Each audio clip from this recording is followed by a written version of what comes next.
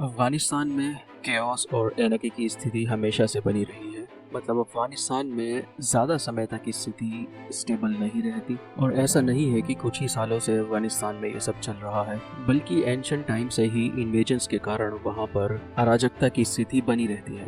पहले अफगानिस्तान के कुछ क्षेत्र और कुछ हिस्से एंशिएंट इंडिया के गंदहारा का हिस्सा थे। गंदहारा यानी जो आज का कंदहार जिसे बोला जाता है, जो कि अब वेस्ट पाकिस्तान और ईस्ट अफगानिस्तान का हिस्सा है। साउथर्न और ईस्टर्न अफगानिस्तान के कुछ क्षेत्र पहले से ही पश्तून लोगों द्वारा बसाए हुए थे।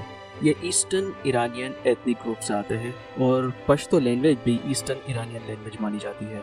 हिस्टोरिकल डॉक्यूमेंट के अनुसार 550 बीसी के आसपास अफगानिस्तान पर अकेमेनिड एम्पायर का शासन हुआ करता था, जिसे अकेमेनियन एम्पायर या अकेमेनियन डायनेस्टी भी कहा जाता है। ये एक एंशिएंट ईरानियन एम्पायर था और इसके फाउंडर थे Cyrus the great. Cyrus the great ने इंडस वैली के वेस्ट रीजन पर अपना साम्राज्य स्थापित किया था और फिर साइरस की मृत्यु के बाद डेरियस फर्स्ट ने इस साम्राज्य का एक्सपेंशन किया था और फिर 331 बीसी के आसपास यहाँ पर अलेक्जेंडर द ग्रेट द्वारा आक्रमण कर दिया जाता है और फिर डेरियस थर्ड और अलेक्जेंडर के बीच एक बैटल लड़ी गई जिसे बैटल ऑफ गौगमेला भी कहा जाता है। और इस बैटल में किंग डेरियस के हार के साथ ही पर्शियन अल्केमेनियन एम्पायर का एंड होता है और ग्रीक एम्पायर का शासन शुरू होता है। लेकिन अलेक्जेंडर के लिए ये इतना आसान नहीं था, क्योंकि अफगान ट्राइबल एरियाज में गोरिल्ला वॉरियर्स और ट्राइबल लोगों द्वारा अलेक्जेंडर को काफ़ी चुनौतियों का सामना करना पड़ा था। इसीलिए अलेक्जेंडर ने अफगानिस्तान के बारे में कहा था कि अफगानिस्तान में घुसना तो आसान है लेकिन निकलना बड़ा मुश्किल है। लेकिन बताया जाता है कि अलेक्जेंडर के समय अफगानिस्तान में ग्रीक कल्चर का भी काफ़ी इन्फ्लुएंस रहा है और अलेक्जेंडर के टाइम पर यहाँ पर कई शहर भी बसाए गए थे, जिसमें एक था अलेक्जेंड्रिया ऑफ द एरियंस, जो आज का हेरात सिटी बताया जाता है। और फिर 323 बीसी के आसपास अलेक्जेंडर की मृत्यु हो जाती है और उसी के साथ ही अलेक्जेंडर का साम्राज्य बिखरना शुरू हो जाता है। और फिर अलेक्जेंडर के सेनापति सेल्यूकस द्वारा ईस्टर्न पार्ट पर कब्जा कर लिया जाता है और सेल्यूकस अपने आप को एम्परर घोषित कर देता है और फिर यहीं से सेल्यूसिड डायनेस्टी और सेल्यूसिड एम्पायर की शुरुआत होती है। उसके बाद मयूरा एम्पायर द्वारा यहाँ पर अटैक कर दिया जाता है, जिसे लीड कर रहे थे चंद्रगुप्त मौर्य, और फिर कई रीजन्स और टेरिटरीज पर मयूरा डायनेस्टी का कब्जा हो जाता है।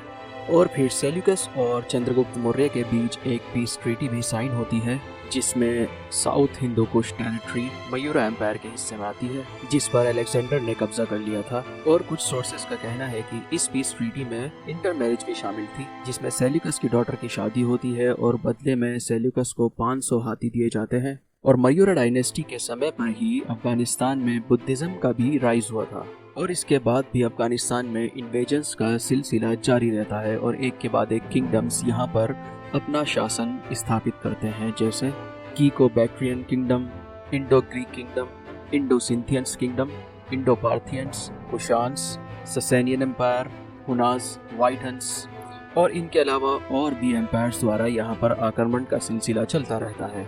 और इसके बाद ही यहाँ पर कुशान्स एम्पायर का एंड होता है और ससेनियन एम्पायर का राइज होता है। और ये ससेनियन एम्पायर जो था, ये एक पर्शियन एम्पायर था, जिसे आखिरी किंगडम भी माना जाता है पर्शियन एम्पायर का।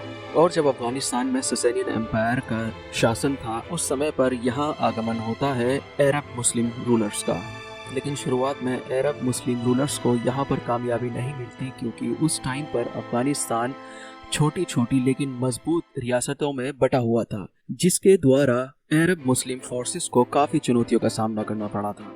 वैसे मुस्लिम आर्मी ने ससेनियन ईरानियन एम्पायर को बैटल ऑफ नहावन में ईरान में हरा दिया था, लेकिन जब मुस्लिम फोर्सेस अफगानिस्तान की तरफ बढ़ी तो अफगानिस्तान में उन्हें भारी रिवॉल्ट का सामना करना पड़ा। वैसे 9वीं सेंचुरी के आसपास अफगानिस्तान में कुछ लोकल इस्लामिक डायनेस्टी का उदय होना भी शुरू हो गया था, जिसमें से एक थी तिहरीदिस डायनेस्टी, जिसने नॉर्दर्न अफगानिस्तान के रीजन में कब्जा जमा लिया था। लेकिन अफगानिस्तान में पूरी तरह जो इस्लाम और मुस्लिम रूलर्स का जो आगमन होता है, ये होता है 11वीं सेंचुरी के आसपास, जब गजनी डायनेस्टी के महमूद गजनी ने ईरान से लेकर इंडिया तक एक विशाल साम्राज्य स्थापित कर दिया था, जिसका नाम था गजनविद साम्राज्य। फिर 1150 में गजनविद एम्पायर पर गोरिस द्वारा अटैक कर दिया जाता है और मुइजुद्दीन जिसे मोहम्मद ऑफ गोरी भी कहा जाता है, इसने गजनवीद एम्पायर को हराकर गोरी साम्राज्य स्थापित कर लिया था। उसके बाद मंगोल्स का इन्वेजन होता है और 1220 के आसपास अफगानिस्तान पर जेंगिस खान द्वारा अटैक कर दिया जाता है। उस टाइम पर अफगानिस्तान में ख्वारिज़मी एम्पायर का शासन था, जिसके रूलर थे जलालुद्दीन, और वहाँ जेंगिस खान को भारी रेजिस्टेंस का सामना करना पड़ता है, जिसमें जेंगिस खान के ग्रैंडसन मुतुकन की मृत्यु भी हो जाती है, जिसके बदले में मंगोल्स आर्मी बहमिया सिटी में मैसेकर करती है और सब कुछ डिस्ट्रॉय कर दिया जाता है। और 14th सेंचुरी के आसपास अफगानिस्तान पर तिमूर द्वारा अटैक कर दिया जाता है। तिमूर जो कि तुर्क मंगोल ट्राइब से आता था, जिसे तैमूर भी कहा जाता है। तिमूर अफगानिस्तान के नॉर्दर्न क्षेत्र में अपना कब्जा जमा लेता है और यहीं से तिमूरिद एम्पायर की शुरुआत होती है और हेरात सिटी को इस एम्पायर की कैपिटल बनाया जाता है। और कंदहार शहर की गद्दी तिमूर का ग्रैंडसन पीर मोहम्मद संभालता है।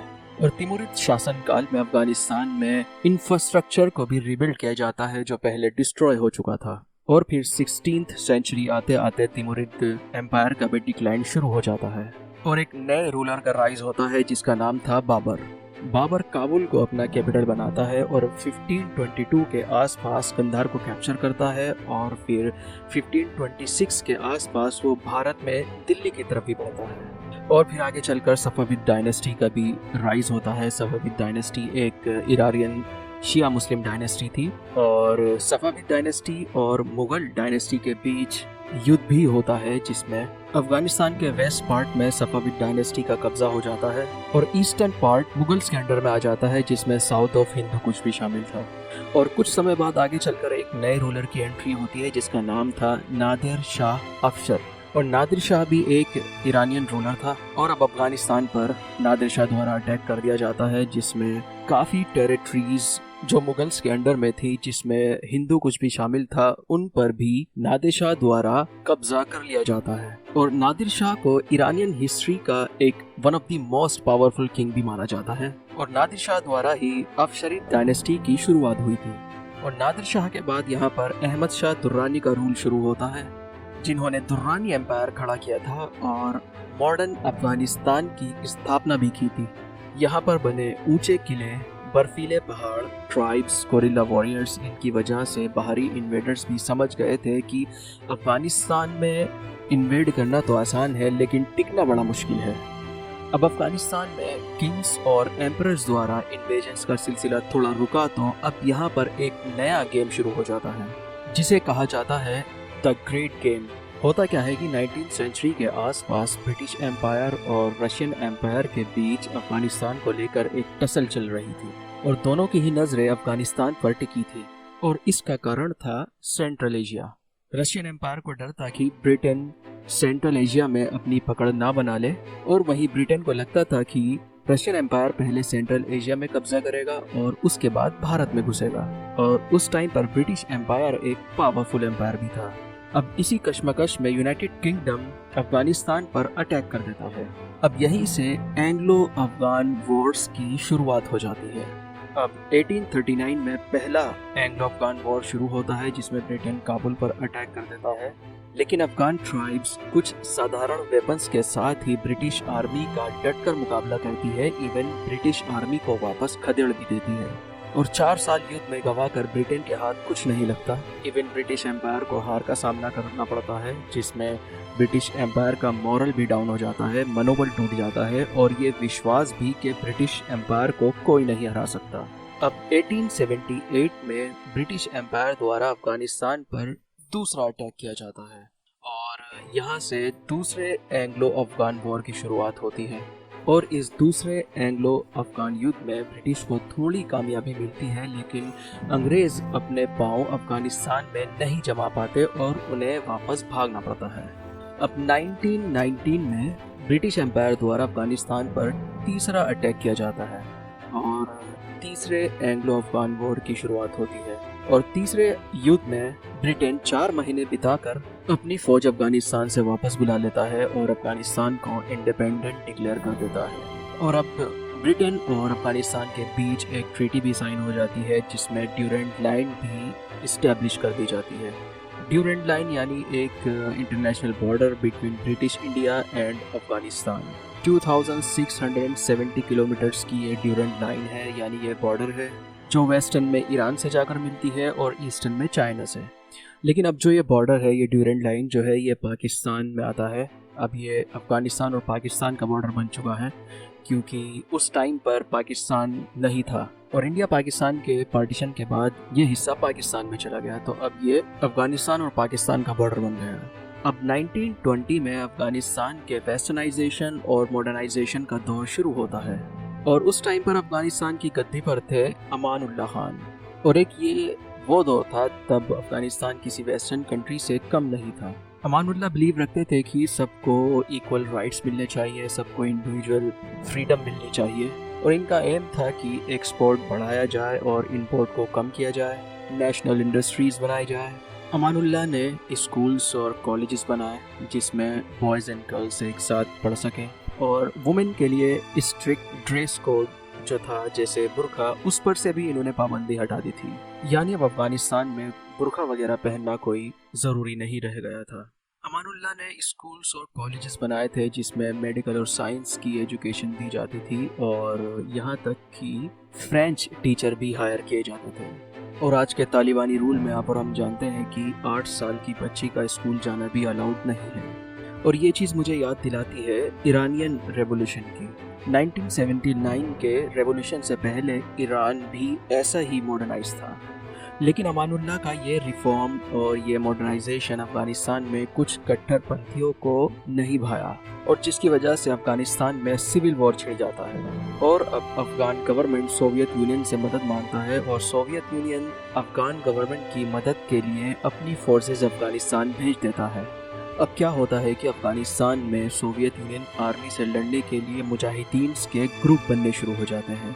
ये ग्रुप सोवियत यूनियन आर्मी का विरोध करते हैं और उनसे जंग करते हैं, जिसके रिटेलिएट में सोवियत यूनियन एयर स्ट्राइक भी करती है और इसमें आम जनता को भी काफ़ी मुश्किलों का सामना करना पड़ता है। उस टाइम पर सोवियत यूनियन एक सुपर पावर माना जाता था, लेकिन मुजाहिदीन के ग्रुप्स सोवियत यूनियन आर्मी को टक्कर दे रहे थे क्योंकि मुजाहिदीन को वेपन्स प्रोवाइड करा रहे थे दूसरे देश जैसे Pakistan, Saudi Arabia, Egypt, UK, China और यूएसए। और कुछ सोर्सेस का कहना है यूएसए मुजाहिदीन को वेपन्स तो प्रोवाइड करा ही रहा था, साथ ही पाकिस्तानी इंटेलिजेंस द्वारा फाइनेंशियली मदद भी पहुंचा रहा था। इसे एक प्रॉक्सी वॉर भी कहा जा सकता है क्योंकि कई सारे देश इसमें डायरेक्टली शामिल ना होके इनडायरेक्टली इन्वॉल्व थे, इसीलिए इसे नाम दिया गया था the great game.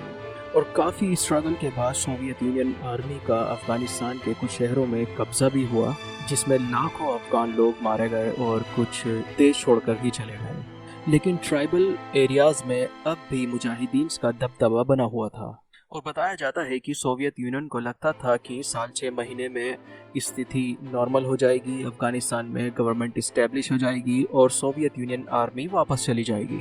Soviet union army को ये नहीं पता था कि उन्हें मुजाहिदीन के एक भारी प्रतिरोध और गोरिल्ला वॉरियर्स का सामना करना पड़ेगा। अफगानिस्तान की स्थिति सुधरने में 9 साल लग जाएंगे और सोवियत यूनियन को अपनी पूरी पावर लगाने के बाद भी अफगानिस्तान में जीत नहीं मिली। इकोनॉमी पर बुरा असर पड़ा, वो अलग से। और फिर सोवियत यूनियन को रियलाइज हुआ और 9 से 10 साल खर्च कर उसने अपनी आर्मी को 1988 में अफगानिस्तान से वापस बुला लिया।